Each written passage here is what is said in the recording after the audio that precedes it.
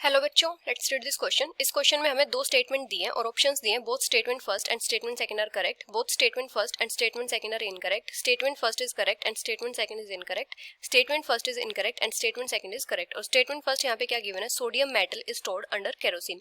और statement second है metallic sodium melts when exposed to air. तो यहाँ पे हमारा की कॉन्सेप्ट क्या हो जाएगा,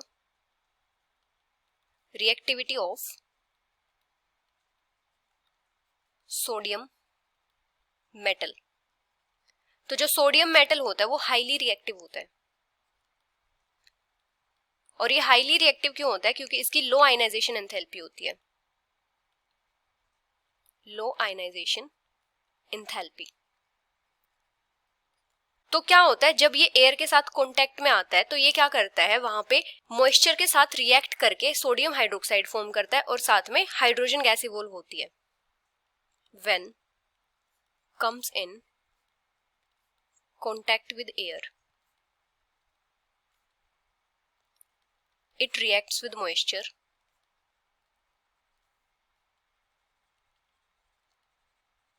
and form sodium hydroxide and hydrogen gas। और ये जो रिएक्शन होती है ये स्ट्रॉन्गली एक्सोथर्मिक रिएक्शन होती है, स्ट्रॉन्ग एक्सोथर्मिक रिएक्शन।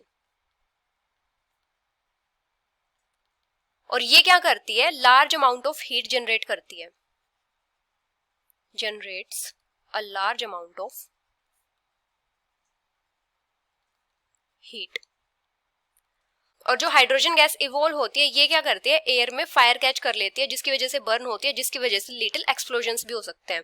और इसकी रिएक्शन किस टाइप से होती है, जैसे 2 सोडियम, मॉइस्चर होगा मतलब वाटर होगा, यहाँ पे क्या फॉर्म करेगी, सोडियम हाइड्रोक्साइड और हाइड्रोजन गैस इवॉल्व होगी। तो इसीलिए सोडियम को हमेशा केरोसिन में रखा जाता है to prevent it from coming in contact with oxygen and moisture. kept in kerosene to prevent it from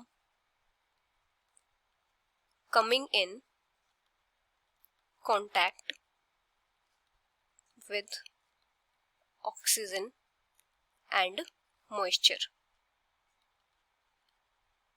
तो यहाँ पे फर्स्ट स्टेटमेंट क्या है, sodium metal is stored under kerosene, तो ये स्टेटमेंट करेक्ट है। सेकंड है metallic sodium melts when exposed to air, तो ये स्टेटमेंट इनकरेक्ट है। क्योंकि क्या होता है, जब ये एयर में जाती है तो ये मॉइस्चर के साथ रिएक्ट करके सोडियम हाइड्रोक्साइड फॉर्म करती है, जो क्या होती है, एक्सोथर्मिक रिएक्शन होती है, वहां पे large amount of heat generate होती है, ये मेल्ट नहीं करती। तो यहाँ पे क्या हो जाएगा, स्टेटमेंट फर्स्ट तो करेक्ट है लेकिन सेकंड इनकरेक्ट है। So the final answer is option third.